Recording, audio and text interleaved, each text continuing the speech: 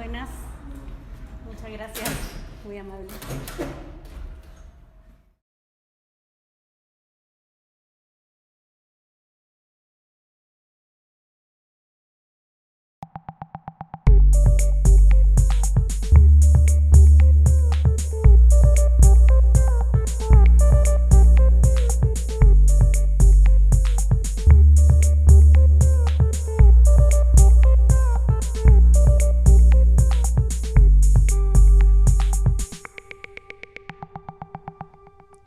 Hello, thanks for listening to this episode of Other Network Conversations.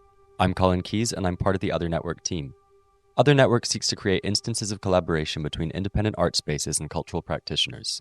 Each episode of this series is recorded on location in a different art space around the world, where the host invites a guest of their choice to unpack what being independent means to them as they discuss the details of running cultural projects in their respective local context. For this episode, Federico Martelli and Camila Alegria visited Galeria Cima in Santiago and sat down with Trinidad Lopetegui and Sebastian Rojas. The team invited Daniel Aguayo Mozo to be their guest. Please note that this conversation was recorded in Spanish, but a transcription of the interview will be made available in English online at othernetwork.io/productions. Enjoy!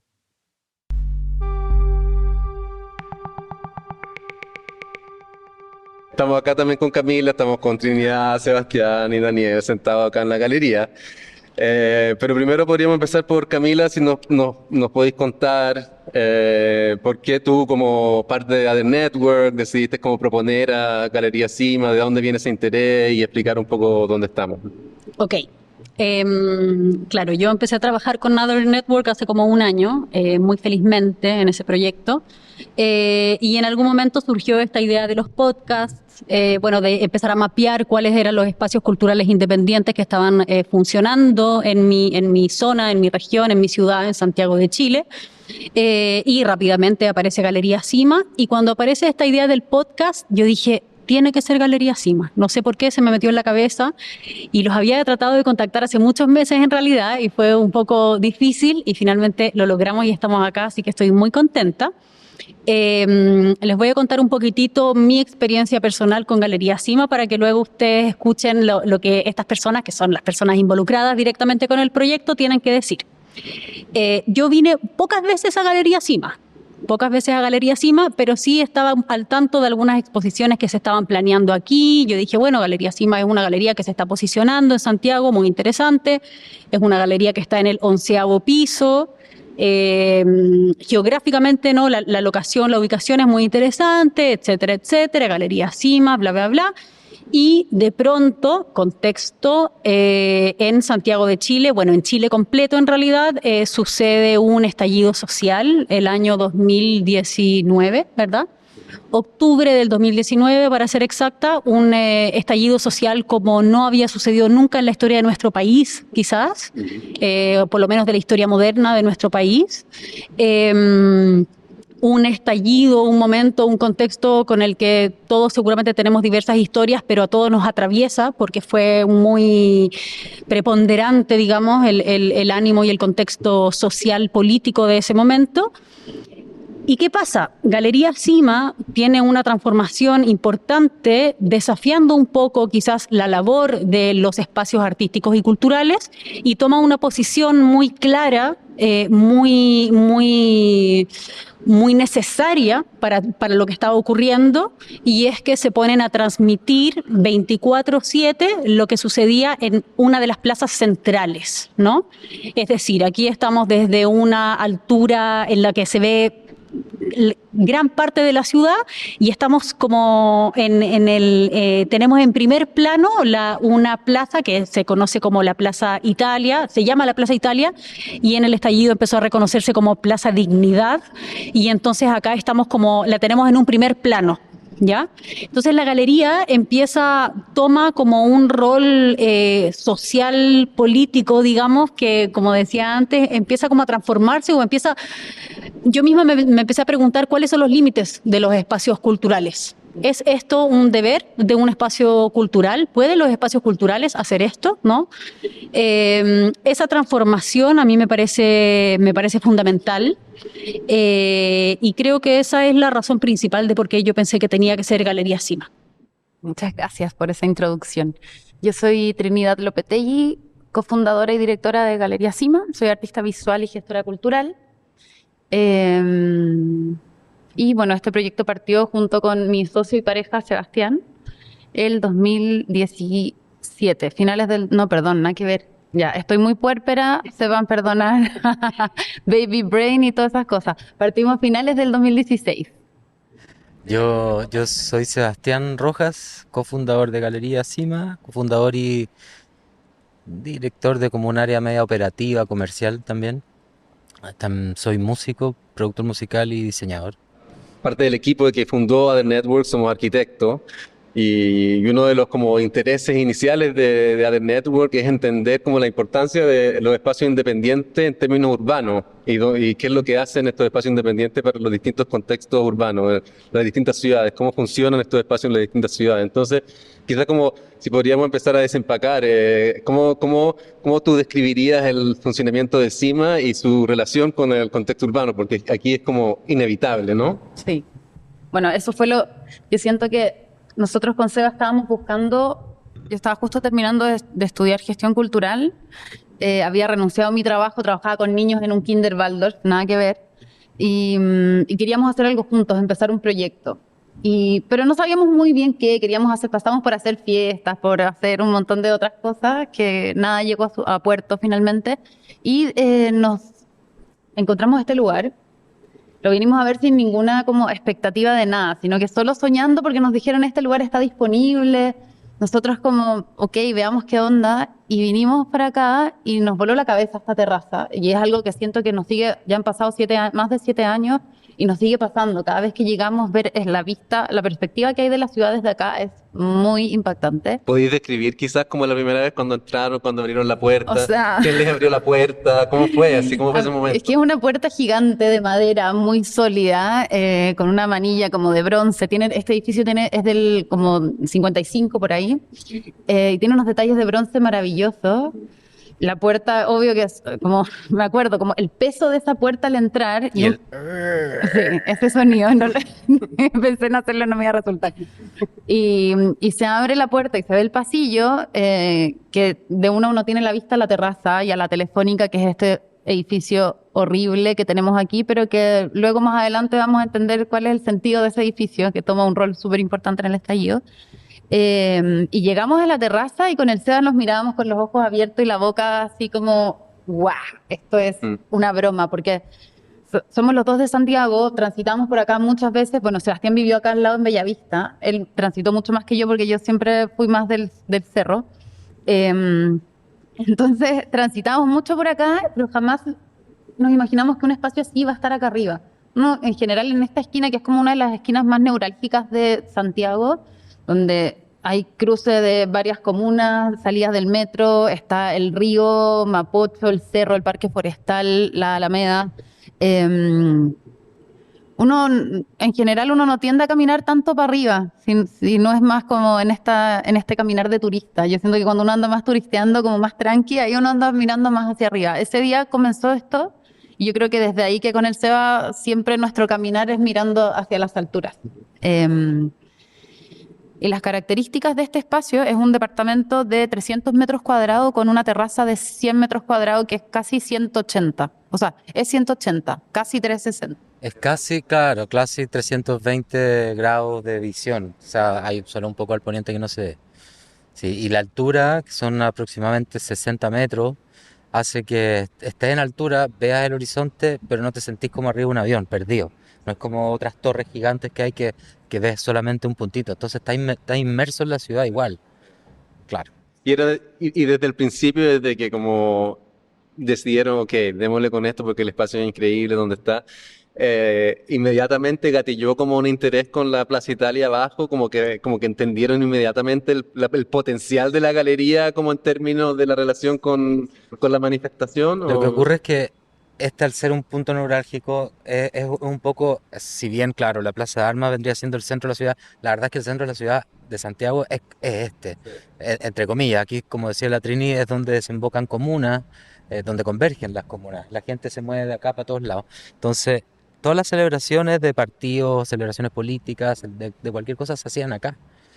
en una rotonda pésimamente mal hecha que no servía para nada más que para ese tipo de cosas. Pero hay un dato ahí muy curioso, muy bonito, de la última exposición que hicimos con Voluspa Jarpa, que hizo una investigación de todo este espacio, y esta plaza antiguamente era el Tinku, que es el lugar de encuentro y el lugar de disputa al mismo tiempo.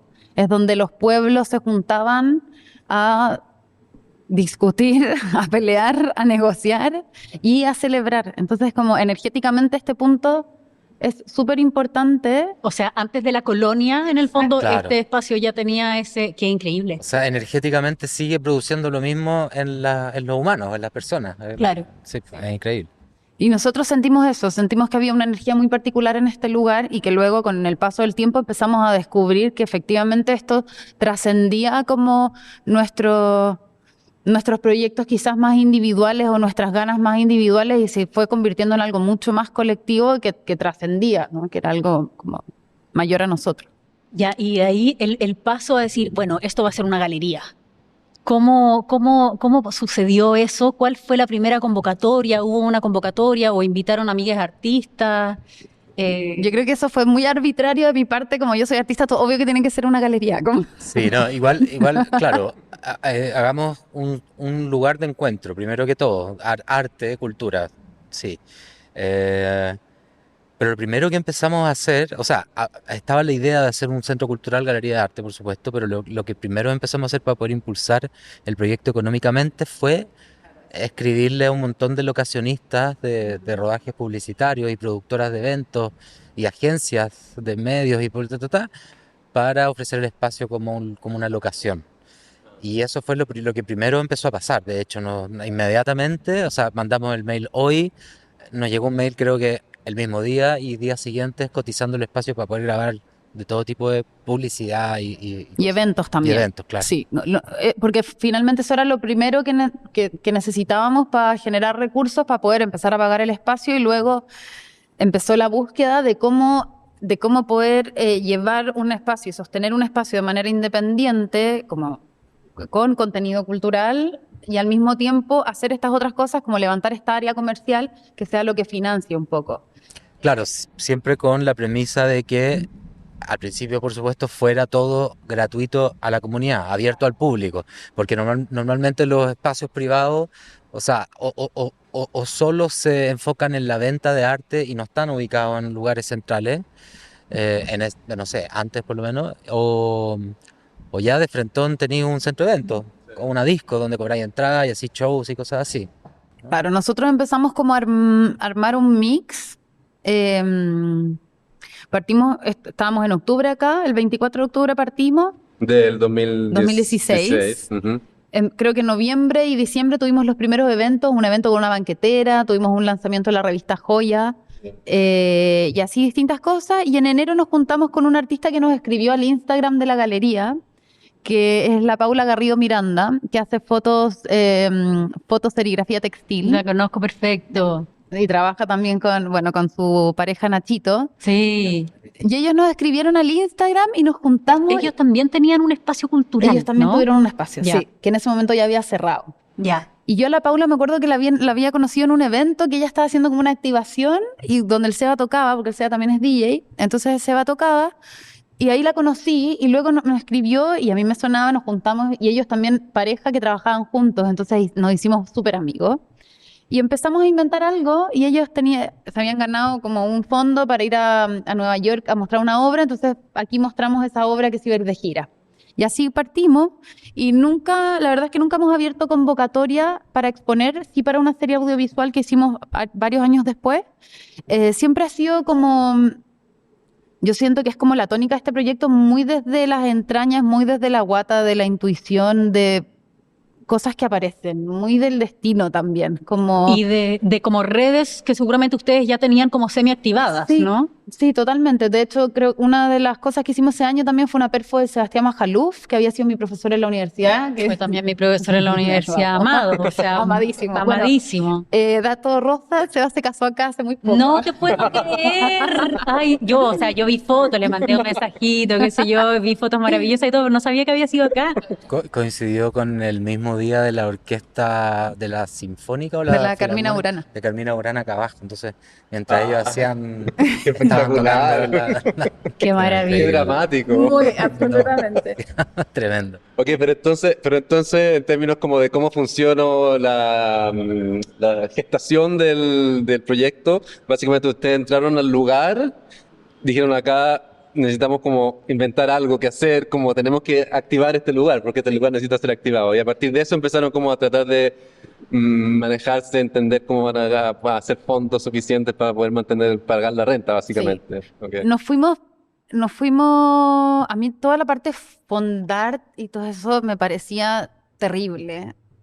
Me sigue pareciendo ¿De lata? terrible. ¿De una deformidad o de De qué? lata, de mal estructurado, de todo, de todo. Yo creo que en ese momento no con tanta experiencia, pero sí me parecía, y aparte que no teníamos tiempo en ese momento, ni teníamos la fuerza como de un gran equipo para apostar por ahí. Entonces decidimos hacerla de otra forma, que era esto, con eventos. Entre medio empezamos también a prepararnos un poquito más y empezamos a postular a fondos como Cercotec, Corfo, fondos municipales para empezar a como implementar. Hicimos varias alianzas también, una alianza que hicimos el primer año con una empresa de tecnología y que nos equipó con equipos Bose, que suenan increíbles, que son los equipos que usamos para todas las cosas. Y así, como que empezamos a hacer distintos tipos de cruces para poder financiar y sostener. Y claro, de alguna forma es como arrendábamos el espacio, generábamos recursos y con eso muchos los gastábamos en armar una exposición, en abrir de manera gratuita al público. Empezamos a relacionarnos con marcas, entonces siempre tú venías, entrabas gratis y además te regalaban una cerveza, cosas así que ya no pasan, pero que en ese momento fue muy bonito porque a la gente igual yo siento que le costó entender. Hasta el día de hoy la gente no entiende mucho cómo funcionamos porque somos un poco herméticos, un poco... yo siento que igual hemos como, vamos contando cómo funcionan las cosas, pero la gente entre que no lee tanto, no les queda tan claro, es distinto. La gente piensa que este es un lugar como muy VIP al cual no se puede acceder. Sin embargo, siempre se ha podido acceder de distintas formas. Claro, no tenemos un horario continuo como un espacio que abre de lunes a viernes, de tal hora a tal hora, pero sí abrimos en ocasiones puntuales y la gente que está suscrita al newsletter o nos sigue en nuestras redes se puede informar por ahí. Entonces empezaron como que empezaron a empezaron a activar el lugar, hacer eventos y también hacer exhibiciones y la gente empezó a saber de Galería Cima y de repente Estallido. estalló. Ya, sí, pero ahora me acordé, algo de eso antes, que creo que es interesante, que en ese momento creamos como un modelo de exhibiciones que duraban 4 días, donde inaugurábamos un jueves con invitación privado y abríamos viernes, sábado, domingo a público gratuito. Pero como estamos en un edificio que es semiresidencial, el edificio nos exige que haya una planilla con todos los nombres y datos de la gente que ingresa al edificio por seguridad. Entonces la gente se inscribía a través de nuestra página web y luego llegaban y subían y así. Entonces hicimos muchas exposiciones en esa lógica porque nos permitía el resto del tiempo tener el espacio disponible para arrendarlo. Entonces hubo un año en que hicimos casi que una exposición al mes en este mismo formato y el resto del tiempo libre para eventos.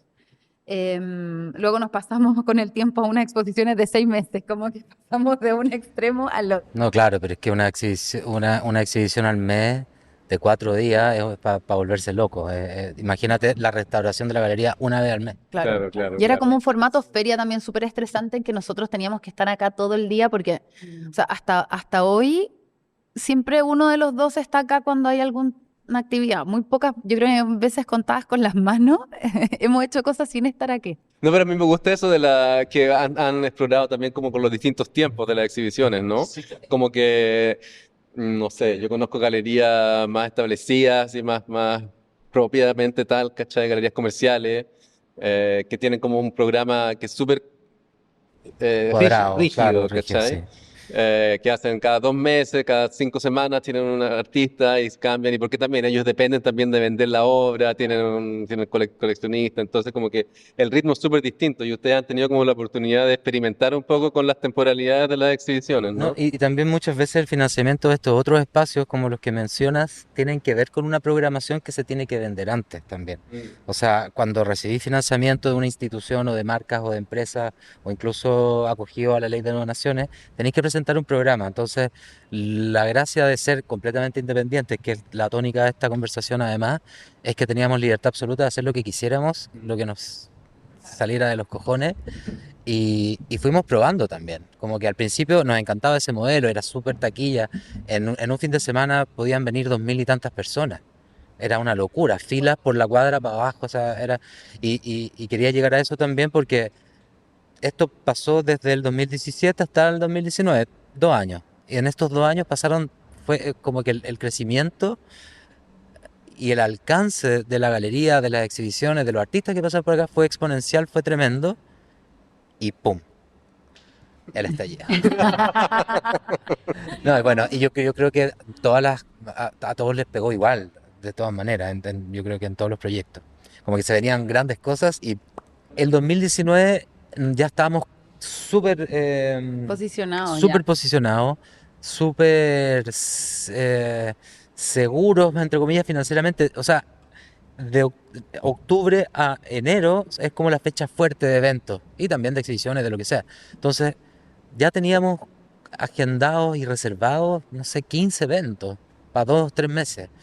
Un súper gran porcentaje de lo que entraba por eventos se iba a financiar estas exhibiciones. Claro, y lo otro es Al que pico. como somos un espacio muy terraza, las terrazas en invierno se van a piso, entonces como nuestra parte comercial era la temporada alta, fin de año, y esperando ansiosos por eso, porque veníamos de un invierno muy rudo, muy difícil. Yo de hecho había vuelto a trabajar en el kinder ese año porque, uno, porque estaba muy deprimida, y dos, por eso mismo, porque el tema como financiero de la galería iba súper mal.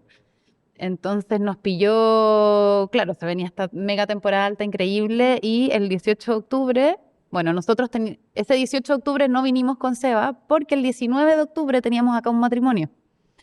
Nos habían arrendado para un matrimonio, entonces ese día decidimos quedarnos en casa, tranquilos para descansar, pero Danito, que andaba por acá, fue el único que estuvo aquí el 18 de octubre y vio todo, así que les puede contar. No, justo ese día yo tenía una reunión acá con un artista y no sé, para las 6 de la tarde creo que estaba programada. Y antes de eso llega un amigo que cultiva marihuana y nada, cada cierto tiempo nos juntamos, o sea, más que cultiva, como que hace su propia semilla, y las mezcla y todo, es increíble. Entonces, habíamos quedado como antes de esa reunión de juntarnos para probar lo nuevo que tenía, y ya estábamos probando cuando de repente empieza a explotar todo en la plaza. Y antes, ojo, antes de una reunión. No, y aparte que el paisaje también ya era bizarro, porque no sé si se acuerdan que se había roto la matriz de agua acá en Providencia como durante la semana. No, se había cortado como, no me acuerdo en qué parte, pero se inundó el río, todo bajó el agua por Costanera, Andrés Bello y Providencia, se inundó toda la ciudad, incluso llegó hasta acá el E edificio. incluso se inundó nuestra bodega donde habían obras de arte. No. Esa misma semana. Esa misma Bodega semana. acá en el mismo distrito. Sí, no, y todos los edificios ahí como en el sector de Lyon, Pedro Ah, de sí, Valdivia, po. estaba todo Me inundado. acuerdo que una librería del drugstore, o puede ser de por ahí, no, de más abajo, perdió todo, fue bien tremendo. Había sido esa misma semana, entonces el paisaje era como inundación, como tratar de recuperar la calle, o sea, calle cerrada porque estaban tratando de sacar el agua, metro cortado, entonces eran hordas de gente caminando en todo sentido, un taco infinito, yo con el chito en la mano. Y nada, y de repente me acuerdo que está acá abajo había justo a la salida del metro había como un punto fijo el retén de los pacos. Eh, y nada, como que llegó gente, o sea, había algunas personas como gritando, muy tranqui, como que no pasa, no era muy grave. Y nada, y de repente como que se tira este grupo encima del retén, lo empiezan a empujar, el retén sale, y no sé, en menos de un minuto se llena la gente de plaza a sacar las barandas que rodean la rotonda, y empiezan a rayar la calle y todo, y se convierte todo como en, Y empieza a llegar más y más gente. o sea, lo que nos demoramos en Ya. bajar, que fue, o sea, empezamos a ver como que esto estaba como calentándose un poco, así que decidimos irnos. Y lo que nos demoramos en salir a la calle, ya habían llegado los pacos, ya había una estampida de gente corriendo, y fue, claro, todo en menos de 20 minutos, no sé, muy, muy, muy Qué rápido. loco, yo no me acordaba tanto de esa historia, qué loco como en tan poco rato. O sea, me gusta más llamarlo revuelta, pero como que el concepto de estallido en ese sentido como explosivo, a mí por lo menos me hace mucho sentido, por lo menos lo que se vivió acá en la plaza.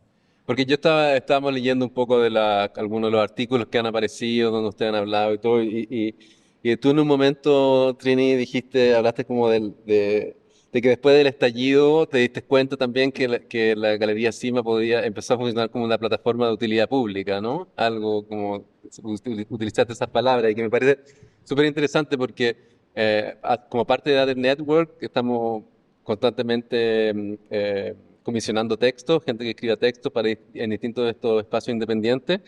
Y le pedimos a un espacio independiente de Lagos en Nigeria que escribieran sobre lo que ellos están haciendo. Y ellos dijeron exactamente lo mismo, que de repente cuando pasó la pandemia para ellos, cambiaron como el switch, como que eran un espacio independiente de arte, cultura, etcétera, y de repente se dieron cuenta de lo que tenían que hacer es como empezar a distribuir anticonceptivos, porque no había como acceso a ningún tipo como sexual education o health, entonces como que empezaron se transformaron básicamente. Entonces como que lo que me interesa, lo que encuentro súper interesante de los espacios independientes es que tienen esa como facilidad de cambiar, por el hecho de ser independiente, de que uno más o menos como decidís dónde lo que querías hacer y podéis de alguna manera ser mucho más flexible en cómo reaccionar como a tu medio ambiente, ¿no? Lo que está pasando alrededor tuyo. Sí, yo creo que eso tiene que ver como precisamente como con algo muy profundo, y en este caso tiene que ver con la empatía y como creo que tiene que ver con el servicio también, que cuando es algo que cuando no es algo que tenga que ver con el dinero, O contigo propiamente tal, exacto, contigo, sino que es algo como hay una razón mayor, es como... colectiva. Claro, yo siento que viene un poco desde ahí. Fue un impulso para nosotros, porque lo que ocurre con esto es cuando había manifestaciones abajo, acá se ve es como un palco hacer la manifestación, es como uno tiene una vista periférica increíble. Y claro, o sea, nos da muchas ganas de convertirnos en la base de operaciones para ayudar a que abajo todo funcionara de manera mejor y ganarle a los pacos, pero no se podía, claramente, no podíamos tomar ese rol. Entonces, ¿qué hacemos desde este lugar? ¿Cómo podemos aportar? Y el primer impulso fue grabar y hacer En ese momento teníamos como 20.000 seguidores en Instagram, lo cual igual es harto. Entonces empezamos a transmitir como vivos por la aplicación. Y claro, tuvimos un alcance pero gigantesco. Perdón, vamos a correr esto para acá. Y en ese momento yo como que me obsesioné un poco con el Instagram y no lo solté, y mientras yo estaba obsesionada con eso, Seba se obsesionó que ahí puede contar la historia que es muy interesante, con transmitir a través de YouTube todo lo que estaba pasando con una cámara. Que en ese momento teníamos un canal de YouTube con 3 suscriptores que éramos nosotros 3. nosotros, probablemente. Claro. Y ahí o como que llegaron a una tecnología, o yo le digo tecnología a todo porque no soy muy guasa, pero igual hay que aperarse de algún tipo de tecnología o entender algo para poder transmitir eso, porque era 24/7, ¿no? Seba es hacker para mí. Ya, para mí también, ok, claro. Hacker mundial maravilloso. No, yo lo que pasa es que yo veía a la Trini con el teléfono todo el rato, muchas horas, mucho tiempo ahí. Entonces es como que tenemos que automatizar esto. O sea, no puede ser que dependa todo el rato ya. Entonces, lo primero que se me vino a la cabeza tenemos unas camaritas de seguridad, como medias... ¿Qué es esa negra que está ahí apoyada en ahí, él? sí, como medias portátiles, es decir, tienen un imán, se pegan en cualquier parte. Y empecé a estudiar cómo llevar esa transmisión de esa cámara a un computador, primero a un programa para streamearlo, ¿cómo se dice? Para publicarlo, básicamente. Claro, y yo creo que estoy estudiando un par de días. Nosotros pudimos acceder a la galería el 21 y el 23 ya estábamos transmitiendo por YouTube. Claro, entonces el 21 empecé a estudiarlo, el 23 logramos tirar la primera cámara, pero así todo no funcionaba muy bien. No funcionaba bien porque era todo muy lento, el internet en ese momento era charcha, las cámaras son Wi-Fi, no las sabía conectar por los cables RJ, los cables de red. Y ahí me acordé que un amigo musical, un amigo que curiosamente fue el vocalista de Maquisa, CO2, junto a Sensi tenían un programa donde hacían streaming y tenían una cámara Mivo que era especial para hacer streaming, una cámara de Vimeo de esta plataforma, ¿no? Y se las pedí prestadas y me la prestaron.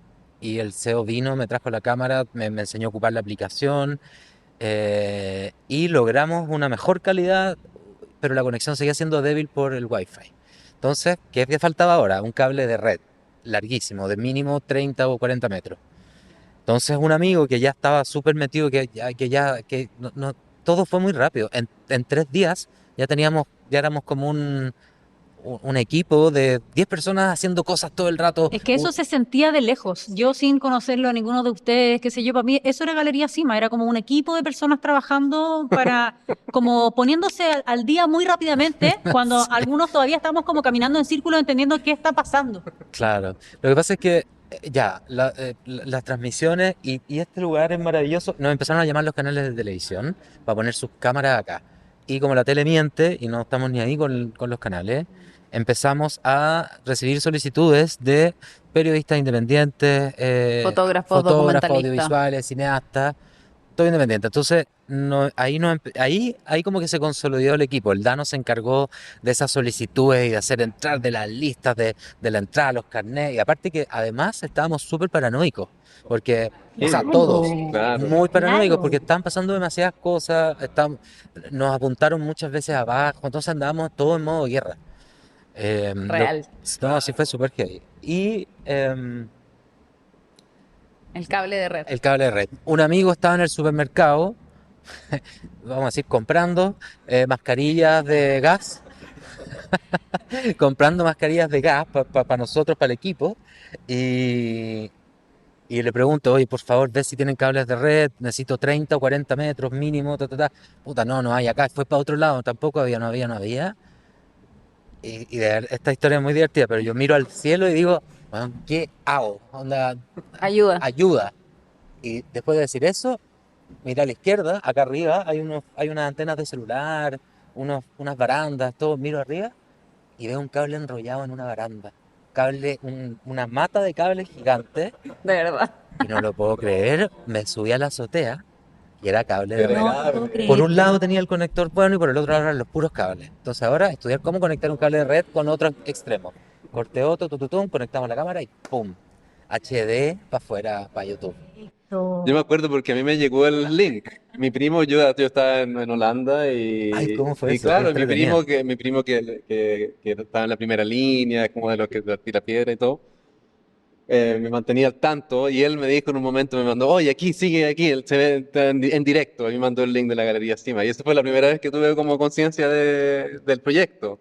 Y fue increíble y era lo mismo que otra gente que está afuera, chilenos que están afuera también, estaban siguiendo el estallido a través de esa red. Ah, bueno, claro, cuando logramos la conexión estable y yo también agarramos WhatsApp y le enviamos a un montón de amigos y conocidos y famosillos también, en vivo ahora, Plaza Dignidad en ese momento todavía no se llamaba Plaza Dignidad, era Pero como a la semana Plaza ya era Italia en Plaza vivo. Dignidad. No, claro, pero ahí mandamos ese link, entonces yo creo que, cacha, lo rápido que se debe haber viralizado ese link, porque fue una locura.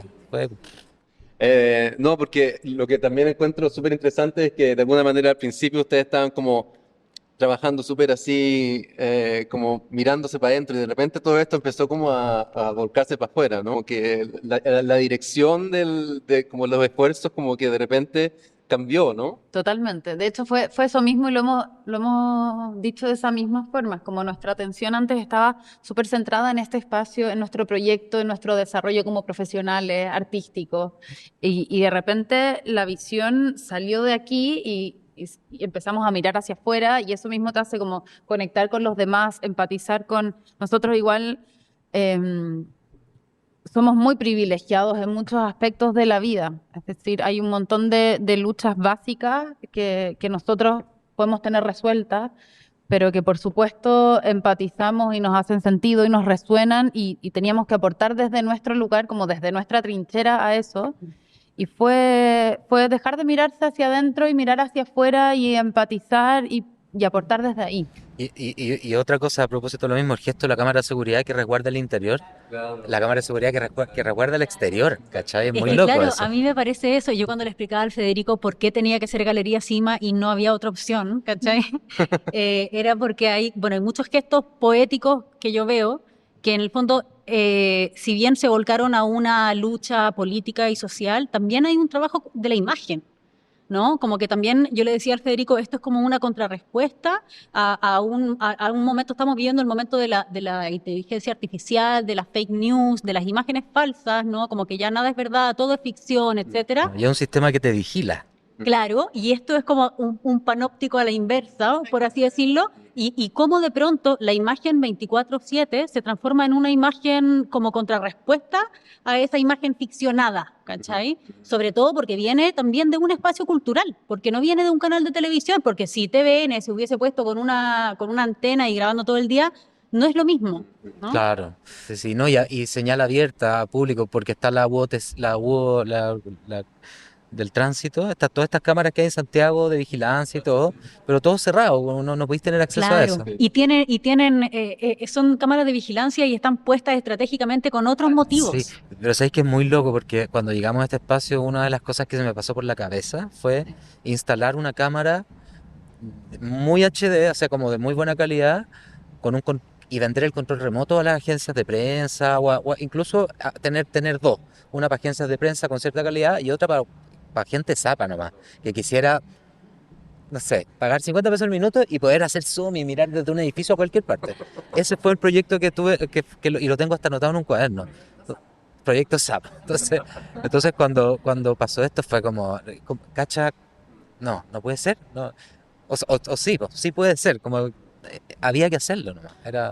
Ya había aparecido esa idea antes. Tiene una relación súper interesante con la tecnología. Desde el estallido, la galería no es solamente una galería que hace exhibiciones súper tradicionales con pinturas en las paredes, sino que el ímpetu de la galería pareciera ser como que tiene una relación muy interesante con tecnología ahora, ¿no? Sí, totalmente. Bueno, es que sí, el Seba ahí es muy Géminis y se obsesiona con las cosas. Entonces esa obsesión fue muy bonito como en poco tiempo además nos empezamos a articular y eso, como nos convertimos en una base de operaciones independientes donde cada uno iba aportando desde lo que podía, desde su trinchera y muchas veces como desde el otro lado, desde el otro bando. Bueno, ya no sé si hay bandos, creo que ya es todo muy terrible. Ya mirando con distancia es como ahora estoy conectando con lo que sentíamos en esos momentos, que era muy bonito. Nos decían de dónde sacan los recursos para proyectar en la telefónica y para hacer las luces y qué sé yo. Financiados Y es como, por Venezuela. claro, ¿quién financia? Loco, Un montón. no teníamos un peso. ¿En serio? Y claro, la gente que, sobre todo que no es artista y que no se mueve en estos círculos, no entiende que uno pueda moverse por convicción, que uno pueda hacer cosas por una convicción en común, por ideales comunes, por propósitos que trascienden la individualidad o las lucas, la plata. Entonces, claro, ahí nos empezamos a unir con los D-Light, con Trimex, con un montón con la Dani Valenzuela, distintos artistas lumínicos, para también, como más allá de la cámara, poder aportar un poquito con palabra, con poesía, con reflexiones. Y creo que eso también fue súper enriquecedor porque era como lo que nos daba esta luz de esperanza y lo que nos inspiraba también. Y con registro histórico para la gente correcta, como que la gente correcta pudiera hacer un registro histórico no sesgado políticamente. Yo creo que eso también fue fundamental. Como redactor desde la emergencia, como que Sí. todo era desde ahí, como, no sé, se viene el año nuevo, Evelyn Matei no quiso poner luces en la plaza. Ya, luces. Como ese tipo de decisiones y ahí también como ver la propia forma de hacer arte también, como de reaccionar rápido. ¿Encuentras que es como un esfuerzo curatorial también? Las distintas como cosas que han hecho han sido como pensadas curatorialmente también, o es como han sido tan rápidas las decisiones que se han tomado, son como... O sea, yo creo que han sido muy rápidas y muy, como dice el Dano, desde la emergencia, pero dentro de eso hay una curatoría, quizás menos consciente en algunas ocasiones, pero también llegaron algunos proyectos y cosas que, no sé, algunos, por ejemplo, nos parecían un poco contaminantes y que no se alineaba con nuestra postura o nuestra visión y que tuvimos que decir que no. Otros que nos vimos restringidos también porque el edificio no nos dejaba colgar lienzos para abajo, porque la vez que los colgamos nos retaron, y así, como como que se veían atravesados por distintos factores, pero creo que sí en cada una de esas decisiones igual había curatoría. Había, pero y curatoría media divina también, ¿cachai? Como que no sé si es tan racional la cosa, sino que medios como canales. Es que empezaron a acercárseles proyectos que tenían que ver con la intervención en la ciudad, pienso yo, como por la misma postura que tomaron ustedes, es como que se armó una curatoría medio orgánica, ¿o no? Es que cuando estáis como remando para el mismo lado y pasaba no solo aquí, sino que con gente que conocía ya en otras partes, donde sea, como que te das cuenta si está ahí como en la misma opinión o en el mismo, como el mismo fluido, ¿no? ¿Cachai? Claro, así como si estáis abajo, siendo parte de la primera línea, orgánicamente empieza a existir una organización de quién ayuda a quién para qué y quién está más allá. Y aquí pasó lo mismo. La gente que se acercó, los que entraron, los que hubo química y hubo buena onda, fue como lo mismo, ¿no? Pero creo que este puede ser como un buen punto para hablar más de lo que Daniel hace, ¿no?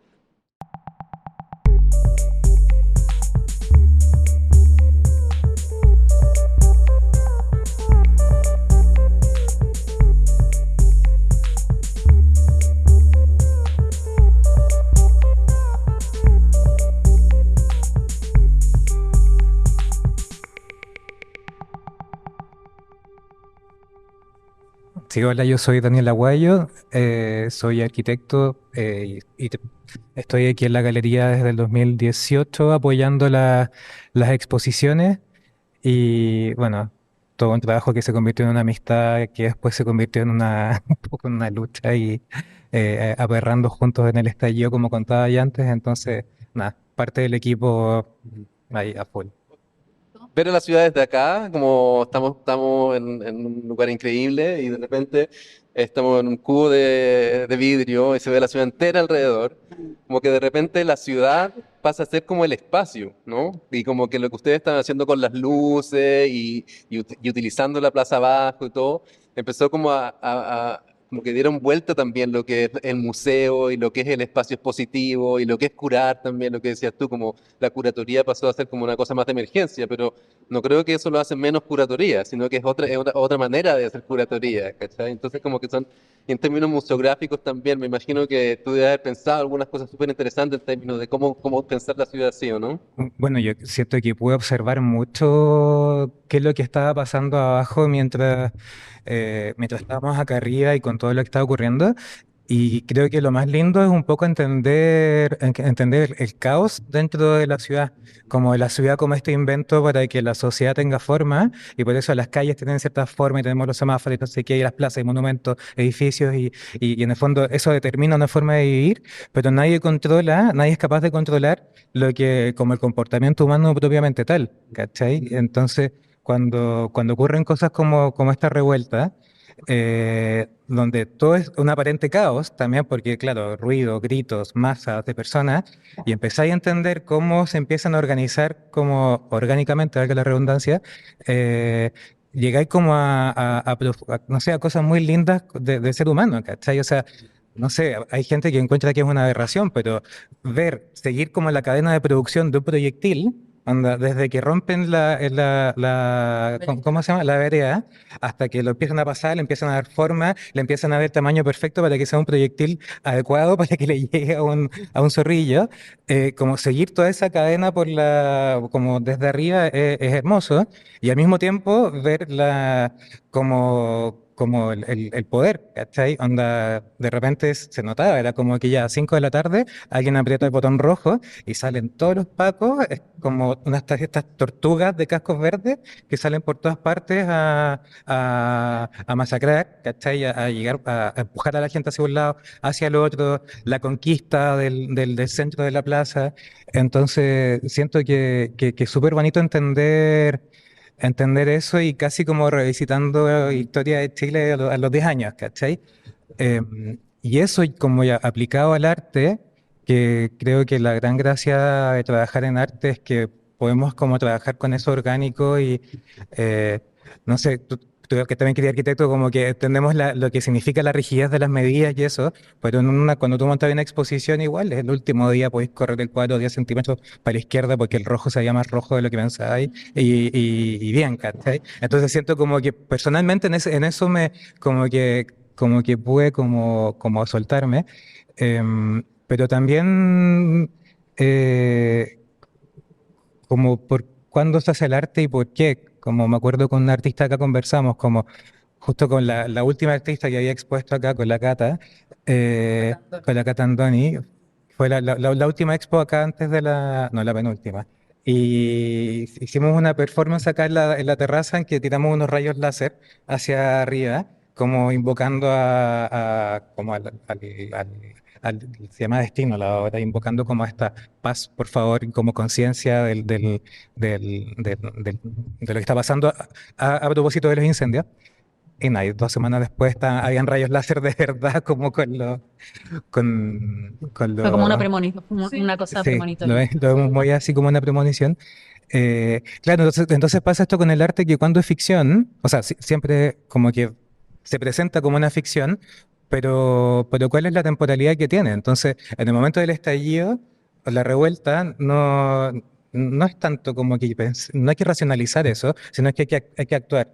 Y por eso también como un espacio que está hecho por artistas, que tiene esa sensibilidad, fue capaz como de reaccionar inmediatamente con todos los que estaban alrededor, con los que hacen luces, proyecciones, con todo y poder como hacer ese arte de emergencia.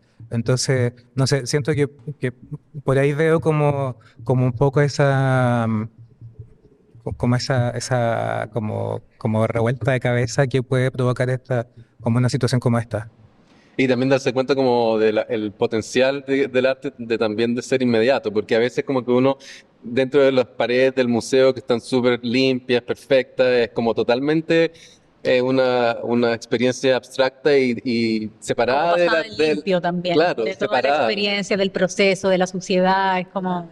Exacto, exacto. Y como que aquí uno se puede dar cuenta de alguna manera que arte también puede ser, tiene un potencial de ser inmediato, ¿no? Como que la reacción de la gente al arte aquí fue como, Pero increíble, o sea, los muros que todos los días habían cosas distintas y se iban actualizando, eh, todas las manifestaciones que habían, era muy bonito eso. La gráfica, Sí, la gráfica, increíble. como que la cantidad de dichos, la poesía que salía escrita en todas las murallas, las poleras que se hacían en cualquier cosa, siento que la gráfica fue como lo más rápido, Sí. que claro, necesita una técnica mucho más rápido que llegar y, no sé, pintar o construir algo más grande. Eso es hermoso. Yo hablaba con un amigo europeo, francés, en relación a esta cosa de la revuelta, de la revolución, ¿no? Del espíritu revolucionario, de las estéticas de la revolución. Y sin duda ambos pensábamos que en Chile o en el mundo entero, quizá en el mundo occidental, hemos aprendido ciertas cosas de la Revolución Francesa, ¿no? Estéticas, y consignas. Y yo le preguntaba cuál era la diferencia que él veía, porque allá estaba muy fuerte el tema de las chaquetas amarillas, qué sé yo. Y él me decía, me hablaba de la tía Pikachu, ¿no? O sea, me decía, acá hay un humor que es algo que siento yo que es parte como de la idiosincrasia chilena que hemos aprendido o que quedó muy, muy claramente con el estallido social, pero que estaba medio subterráneo. Y me imagino cómo eso para entidades culturales, ¿no? Artistas, museógrafos, etcétera, poetas, cómo toda esa estética desde la tía Pikachu, desde los dinosaurios, desde como esas cosas un poco más absurdas. El sensual Spider-Man. Spider-Man, o sea, Spider-Man, el todos sacando matapaco, fotos. ¿cachai? La escultura gigante del matapaco. El de... matapaco es muy interesante, que moría y volvía a aparecer. Increíble, Apareció de sí. flores. De flores, No, era increíble. Y aparte que lo trajeron, pues trajeron al perro matapaco justo acá abajo para que se vea desde la cámara, pues, en un momento. entonces la cámara empezó como a generar, en vez de ser solamente como testigo, empezó como la presencia de la cámara a generar distintas reacciones en la gente, entonces la gente empezó a actuar para la cámara. Sí, o sea, las cosas que se escribían en el piso están escritas para el lado de la cámara, podrían estar escritas para el otro lado, pero Es muy loco eso, sí. La gente se Heavy. buscaba también como la hora del día o mandaban. Bueno, y también como cosas terribles como, no sé, como delitos que ocurrían ahí, que el Paco le disparaba a alguien y la cámara, pedía las imágenes de la cámara para cachar la hora y tenerlo como prueba de lo ¿Y que ese es como el pasaba. trabajo que han estado haciendo con Forensic Architecture? No, ellos lo utilizaron para un estudio de las lacrimógenas, de los gases lacrimógenos. Utilizaron las imágenes para medir y parametrizar todo y claro. La documentación que ustedes generaron la utilizaron ellos para... Sí. Increíble. Increíble ser parte de eso también, Sí, como del increíble. archivo De hecho, de... estuvimos, ¿cuándo fue el 2022 cuando estuvimos en Berlín? En la Berlinale vimos una obra de ellos y estaban ahí nuestras imágenes y era impresionante, espectacular. El año pasado estuve en Cerrillos también acá. ¿Verdad? Sí. Sí, yo esa no la vi. Oye, entonces como para empezar a terminar, a concluir la conversación, quería preguntarles algo. ¿Cuál es el futuro de Galería Cima? ¿En qué están? ¿En qué están? Estamos criando a nuestra primera hija que se llama Lupe. Estamos en una pausa de contenido artístico propiamente tal. Estamos sí haciendo más fiestas, fiestas abiertas con DJs, formato bar, funcionando esa área. Estamos abiertos también la área como más comercial de la galería está funcionando. Estamos haciendo eventos, arrendando el espacio, pero estamos principalmente dedicados a nuestra pequeña hija que tiene 5 meses. Entonces estamos como en esta pausa. Em, También un poco decantando todo lo que vivimos, que fue sin duda muy potente, tanto personal como de manera colectiva. Entonces nos hemos replanteado muchas cosas y claro, si pensamos y miramos en cómo estamos ahora, no ha cambiado mucho la situación, Claro, lamentablemente. aparte que igual después del estallido y pandemia estuvimos 2 exhibiciones bien largas, el mismo trabajo de la cámara y de los colectivos giró por, entre comillas, por el mundo. Fuimos a México, a Berlín, a Alemania, a España, con, con, con, Con obra que con hemos obras, generado como claro. colectivo. Entonces, por ahí también, claro, estamos cansados y tuvimos una hija y, Claro, y entonces como buena que de onda. alguna forma hemos por supuesto usado este tiempo de pausa en reflexionar como hacia dónde queremos ir. Tal vez no lo tenemos tan claro, pero sí la certeza que tenemos es que queremos ahora como ir hacia un lugar más luminoso porque estamos criando una hija y porque nos parece que todo lo que vivimos fue muy oscuro y queremos eso, como que este espacio se convierta en un foco de luz, en un espacio donde podamos como reflexionar, pero desde un lado mucho más amoroso, con arte quizás no tan político de forma directa como lo que tiene que ver con las manifestaciones y la revuelta social, y que tenga quizás más que ver con procesos espirituales, Y personales, o sea, es que lo que pasa es que yo creo que después de todo lo que ocurrió, todos quedamos, me imagino, no sé, pero con una sensación de horrible, ¿no? Como medios engañados, como que nada resultó y nos dimos cuenta de los poderes oscuros también que existen y que nos rodean y nos aplastan todo el y rato. claro, muchas Entonces, muertes, mutilaciones, no, o sea, hasta el día de hoy no hay justicia ni reparación, entonces también, por supuesto que hay gente que sigue como esa misma lucha, pero nosotros ahora no podemos poner el cuerpo de la manera en que lo hicimos, porque ya estamos como tomando otra dirección de vida. Entonces Y ese es además todo, nuestro todo quedó como un poco truncado con la pandemia también, también, ¿no? o Como que sea, de fue repente todo, perfecto. todo eso fue como todo se truncó ¿sabes? y La pandemia es parte de lo mismo.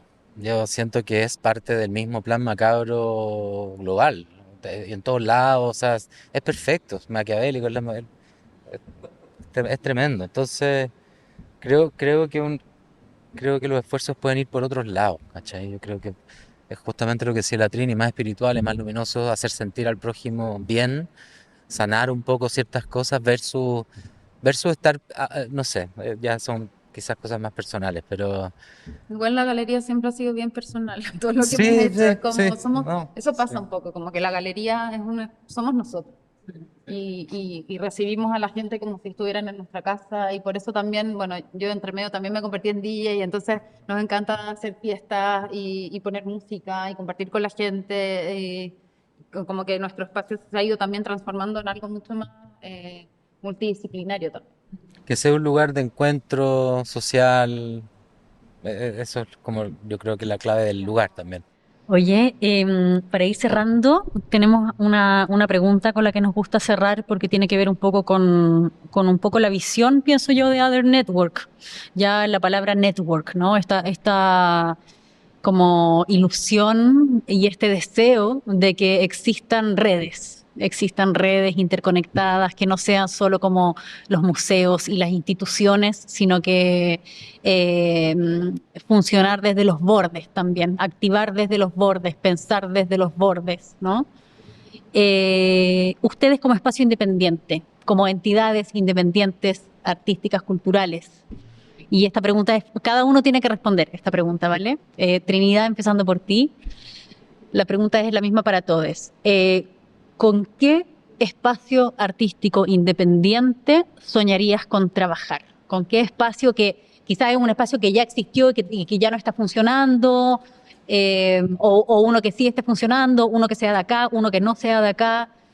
Si tuvieses que elegir un espacio, Qué terrible. ¿con quién sería? Me parece demasiado compleja y difícil esta pregunta. Y la verdad es que siento que tendría que súper pensarlo más y reflexionarlo más, pero creo que podría responder más como con ideas generales y personas. Para mí, bueno, el Dano ha sido un descubrimiento tremendo en estos años y nos hemos hecho muy partners y muy amigos y muy familia. Y creo que lo que pasa entre nosotros al momento de crear y de gestar es lo que yo busco y lo que me gustaría seguir generando. Y en ese sentido, lo planteo como una figura, bueno, Dano creó Entre Medio Specific Studio que produce exposiciones, bueno, se ha convertido Entre Medio en curador, museógrafo, las hace todas. Y creo que para mí eso es muy inspirador. Es muy inspirador cómo el Dano puede conectar desde, no sé, siento que tiene una capacidad de llegar a los artistas muy profunda, muy hermosa, y, mm, y de descubrir como esa oscuridad que habita en cada uno. Digo oscuridad por algo como el tesorito, ¿no? Que está oscuro, y lo saca a la luz de una forma muy maravillosa. Y creo que para mí eso es muy inspirador. Creo que ese tipo de relaciones y de vínculos es lo que me gustaría. No sé específicamente, no se me ocurre ahora como una institución en particular o algo así, pero creo que trabajar con el Dano para toda la vida para mí sería lo máximo. Y sí, sueño como con algo ya más, que es lo que hablaba un poquito antes, eh, algo que hicimos en un momento que es muy interesante, que creo que está por ahí en las redes, es una colaboración con distintos artistas, músicos y artistas. Creo que eran músicos, productores, artistas, performers. Fue un proyecto que se llama OM Resistencia, que lo hicimos junto a la Andrea Paz, que es DJ y productora, y muchos otros artistas que participaron, y que fue en el marco de la revuelta y que fue muy interesante. Y desde ahí, claro, se nos ocurría como hacer, no sé, una colaboración trabajar con un club como Berghain, por ejemplo. Lo tirábamos en talla, pero es algo real, como un espacio para mí de libertad absoluta. Y que creo que eso es algo que aquí cuesta mucho, porque acá es como uno siempre está en el ojo, nosotros nunca nos hemos sentido parte del circuito, digamos, como tradicional. Al contrario, siempre ha sido como extraña nuestra relación, porque nosotros éramos nadie, porque de dónde salían, porque tenían este espacio, estas personas que no vienen como de la elite. Y desde ahí creo que espacios donde uno se siente libre, donde uno puede explorar todo sin ningún límite. Por supuesto que hay límites, pero sin ningún límite. Creo que me parece muy interesante. Y ese proyecto, perdón, lo uno porque estoy súper dispersa, pero ese proyecto Om Resistencia creo que se conecta mucho, porque es como música electrónica, performance, y se conecta mucho con lo que pasa en ese club, que para mí es algo que me vuela la cabeza. Siento que es el lugar más maravilloso y más increíble en el cual he estado. Perdón, yo digo al tiro que cuando estábamos antes pensando en esta pregunta se nos ocurrió al mismo tiempo, entonces la Trini ya respondió por mí.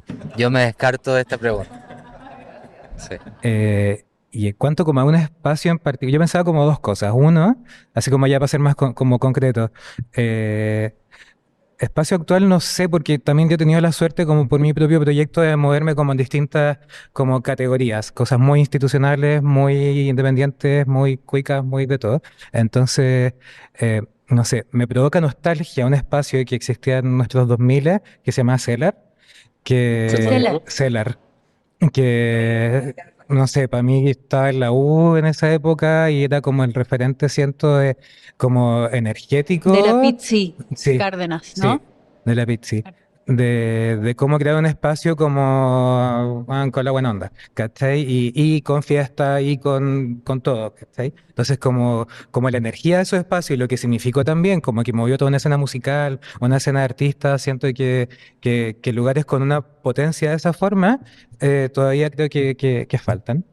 Y lo otro, ya como más en arte contemporáneo, más duro, em, ahora que pasó Chaco el fin de semana, siento que hace cada vez más falta algo alternativo, como la alternativa a la feria, como establecía. En todas las ciudades grandes donde hay ferias de arte, siempre está la feria como grande y están las 3 o 4 o 5 ferias en paralelo, y que para el mercado del arte en Chile como está, que es súper precario, que está súper como cooptado por ciertas, o sea, como por poca gente, en el fondo se compran siempre los mismos a los todos, o sea, los mismos a los mismos. Ya estoy enredado ya. Creo que hace falta eso, como una nueva red que pueda sostener un mercado también que apoye finalmente, no hacer competencia, sino que sume y que nada, pues que nos ayude a todos. A mí solo me gustaría agregar, no, no es ninguna institución ni nada, sino que es el modelo de trabajo que ha surgido, que es un modelo de trabajo que desemboca en amistad tremenda. O sea, la gran mayoría, o sea, de un 100%, un 95% de los artistas que han pasado por la galería, con los cuales hemos compartido y vivido los procesos de montaje, de desarrollo, de curatoría, de todo, de procesos productivos, terminamos siendo grandes amigos. Y hasta el día de hoy son los que vienen, mañana abrimos y vienen el 70% de los artistas que han venido a la galería. Cada vez que abrimos algo vienen, nos juntamos a cenar, a hacer cosas y es hermoso. Conocer gente de esa forma y llegar tan al alma de una es impresionante para relaciones amistosas, cariñosas. Sí. Ok, qué mejor manera de terminar, ¿no? Sí, no, hermosa conclusión. Me encanta la conclusión, me parece, aparte, digna, muy digna de estudio también. Sí, total. Oye, muchas gracias. Muchas gracias. Gracias a ustedes. Gracias. Thanks for listening to this episode of Other Network Conversations. If you enjoyed it, you can subscribe for more on your favorite podcast app. You can also read more of our original editorial content and browse event listings for hundreds of independent spaces online by visiting othernetwork.io. Other Network is a project initiated by Cookies together with IFA, Institute for Auslandsbeziehungen.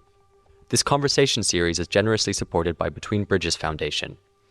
It is produced and hosted by Federico Martelli and Colin Keys, with sound design, editing, and production by Jack Bardwell. Original music is also by Jack Bardwell. Other Network's research team includes Abraham Tete in Accra, Samantha Modisignana in Johannesburg, Camilo Quiroga in Bogotá, Camila Alegria in Santiago de Chile, and Mateus dos Reis in Sao Paulo.